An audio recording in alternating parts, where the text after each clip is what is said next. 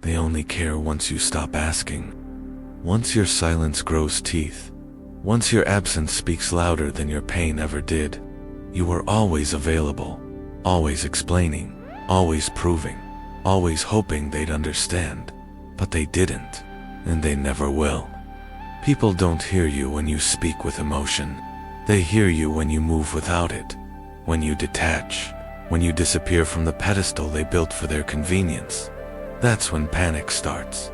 That's when they realize control is slipping. You've spent your life bleeding for people who barely blinked. Now it's time to become dangerous, not loud, but untouchable, not cruel, but unmoved. This isn't about revenge, it's about rebirth. Watch this video till the end. Subscribe if this hits your soul, and like it if you're done being the one who cares first. There's a moment, and maybe you've already felt it, when you just stop. You stop explaining yourself. You stop trying to be understood. You stop pouring out your soul, hoping someone will handle it with care. And at first it feels wrong. It feels cold, like you're giving up on something that once mattered. But you're not giving up. You're reclaiming. Because the truth is, your energy was leaking out of you. Every over-explained feeling, every argument that went nowhere, every time you stayed just to keep the peace, it drained something from you. You thought if you just spoke more clearly, they'd finally hear you. If you were more patient, more open, more loving, they'd finally treat you right. But some people aren't listening, they're watching. And what they're watching is how far you're willing to bend before you break. That's why silence is not surrender, it's strategy. The moment you stop giving constant access to your mind, your emotions, your reactions, everything starts to shift. People feel it. They feel the vacuum where your energy used to be. They notice the stillness, and in that stillness, you become unpredictable. And nothing unsettles people more than the version of you they can't read anymore. You see, when you go quiet, truly quiet, you're not just pulling back, you're reclaiming power. You're refusing to play a game that was never fair, to begin with. Because here's what silence does. It turns you into a mirror. You stop chasing, you stop reacting, and now they have to face themselves without your voice to blame or your presence to depend on. And that's when the panic starts. Not because you yelled, not because you fought, but because you didn't. Because you walked away without a word. Because your silence is no longer empty. It's full of boundaries. Full of the pain you carried quietly. Full of the strength you built in the shadows. That's the shift they don't see coming. They thought your quiet meant you had nothing to say. They didn't realize it meant you had finally said enough. So let them wonder. Let them question. You don't owe anyone access to the parts of you they never protected. Your silence is no longer passive. It's your sharpest weapon. And from this moment on, it speaks louder than anything you've ever said. There was a time when you gave yourself away to isolate. Not just your time, but your emotions. You let people walk straight into the deepest parts of you, without earning the right to be there. You thought that being open, being available, being understanding, that's what made you good. You thought that loving hard, listening long, staying present, no matter what, that's what made you strong. But somewhere along the line, you started feeling empty. Not because you stopped giving, but because you never learned how to hold back. They didn't break you all at once. They chipped away at you in small moments, when they only called you when they were lonely, when they took your kindness and returned silence, when they knew you'd always show up, even when they wouldn't. And the worst part is, you knew it. Deep down, you knew you were giving too much, but you kept hoping that maybe, just maybe, this time, they'd see your worth. But they didn't, because the truth is brutal. People don't value what they didn't fight to access. You were handing out gold like it was dust, showing up for people who wouldn't even flinch if you disappeared. And every time you made yourself more available, more understanding, more emotionally wide open, they pulled back. That's not your fault. but it is your responsibility now. You have to understand this. Your emotional presence is currency. It's not infinite. It's not free. And it damn sure isn't cheap. Every time you let someone in, you're giving them a piece of your peace, your focus, your mind. And if they misuse it, that's not a reason to give more. That's a reason to close the gate. You can still be a good man. You can still care, still feel, still love hard. But from now on, it has to be earned. No one gets unlimited access to your spirit just because they know how to ask for it. You need to start asking yourself, have they shown me they're safe with my emotions? Not just when it's easy, but when it's messy, when it's inconvenient, when it's real. Because love without standards becomes self-destruction. Compassion without boundaries becomes exhaustion. So this is the shift. From now on, you don't give people your heart as a first move. You observe, you protect, you wait. Not out of fear, but out of respect for yourself. Because when you finally start treating your attention like it matters, the wrong ones will fade, the right ones will rise. And for the first time, you'll feel the difference between being drained and being valued. You kept showing up for people who only noticed you when their first options fell through. You were the fallback, the just in case, the comfort they could come back to after life disappointed them. And you convinced yourself that maybe that was love. Just a complicated version of it. But deep down, you felt it. That quiet sting when they disappeared for days and came back like nothing happened. That hollow space in your chest when you knew they'd only reach out when they needed something. You wanted to believe the connection was real, but your gut knew better. Because real connection doesn't feel like waiting to be chosen. You were never the priority. You were the pause button. And the cruel part, they knew it. They knew you'd answer. They knew you'd forgive. They knew no matter how distant they became, you'd still be there when they circled back. You weren't being loved. You were being used for your reliability. That realization doesn't come gently. It crashes into you like a wave. Because when it hits, when you finally see how often you were the second choice, the safe space, the convenience, you don't just feel angry. You feel empty, used up by the comfort you gave to everyone else while starving for it yourself. But here's what matters now. You don't stay someone's option once you know your worth. You stop answering halfway love with full presence.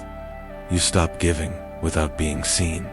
You stop showing up for people who disappear when you need them most. It's not about bitterness. It's about clarity. It's about understanding that your loyalty means nothing to someone who only thinks of you when their life goes silent. It's about cutting ties with people who only remember your value when it's too late to deserve it. You were never meant to be the backup. You are not someone's emotional safety net. You are not the afterthought, the placeholder, or the one they call when the world gets quiet.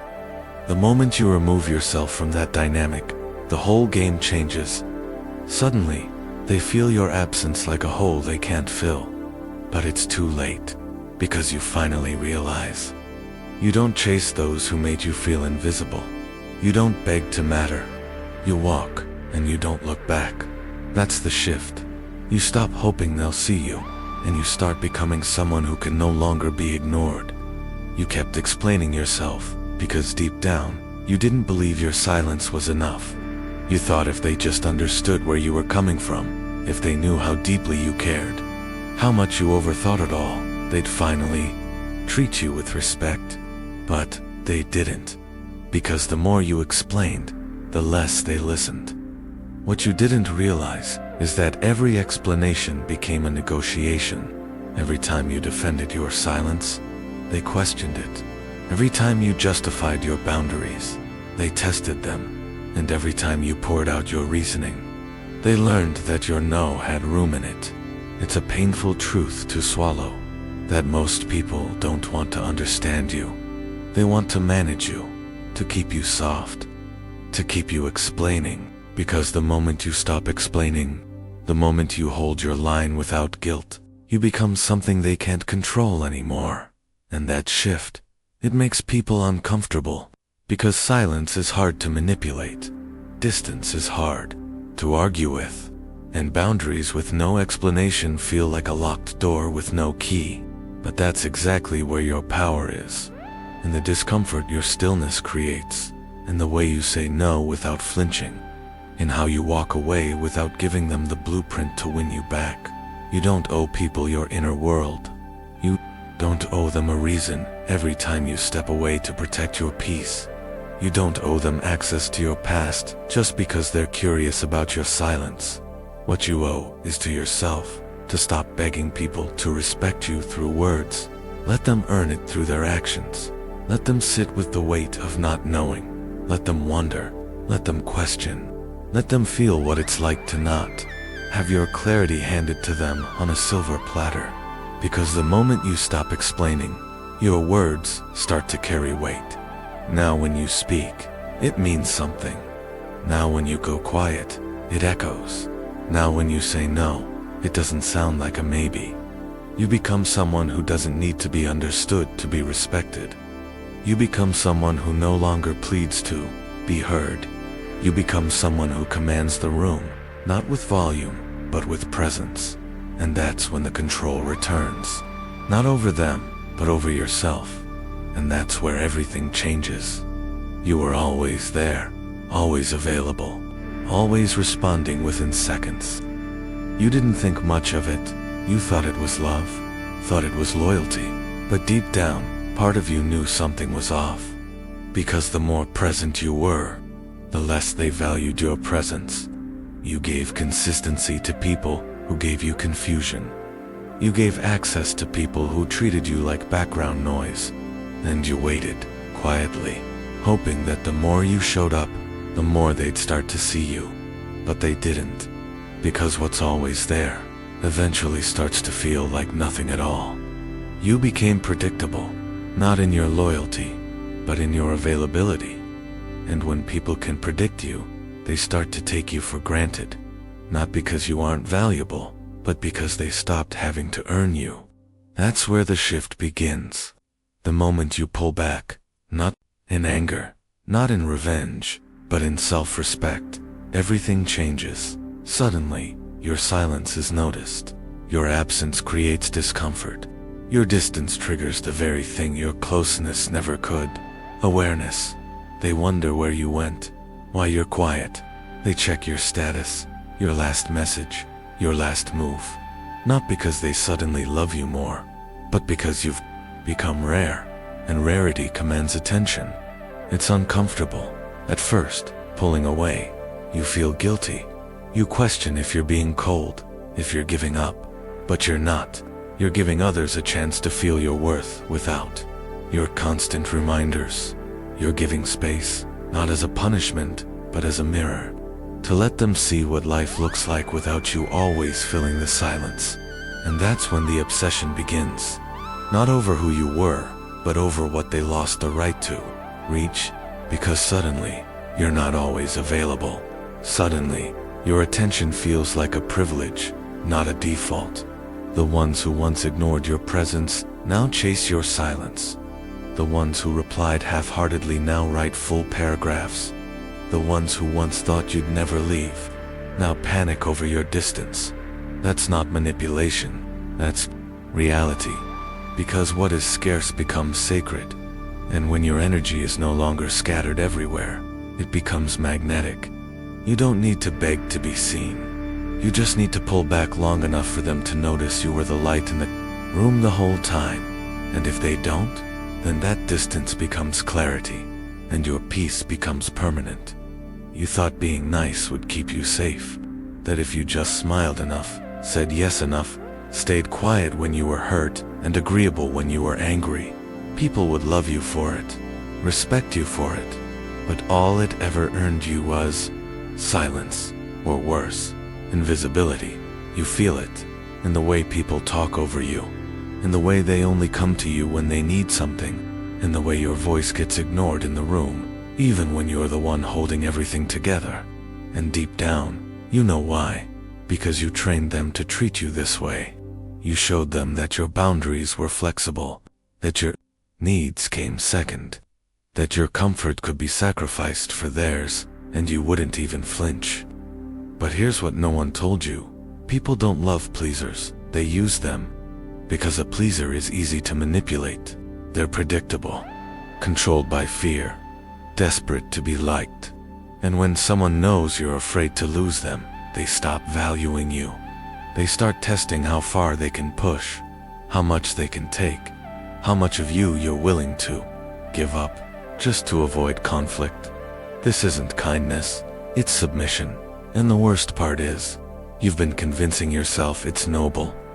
But think about it, has all this pleasing ever actually brought you closer to anyone?